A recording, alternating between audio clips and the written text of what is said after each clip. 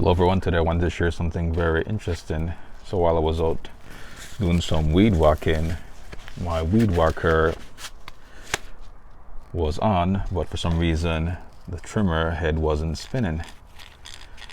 And so of course I obviously had to stop what I was doing and I inspected it, and the first thing that came to mind was, well, maybe the drive shaft was busted up or something had broken.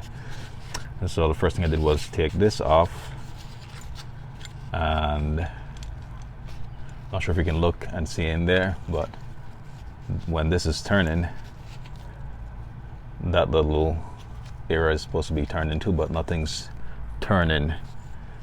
And so my conclusion is that something inside there's one of the gears is all busted up and no longer functioning. So I'm just going to go on ahead and replace this. But the reason why I told you about this, or I decided to make this video, was to just, in case this were ever to happen to any one of you, you'd figure out that, hey, maybe this would be one of the first things you want to check.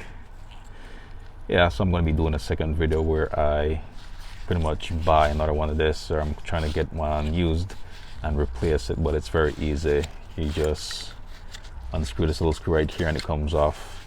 And again, if this were ever to happen, the first culprit will be the drive shaft, and that's in your drive tube.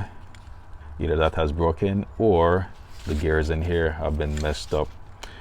And of course you could probably try and open this up and repair it, but you know, if you're in a little pinch or you're trying to do your job very quickly, it's probably not worth it. You might just want to get a next one of this, or if you have an extra weed whacker that's not working, just to replace it with that one.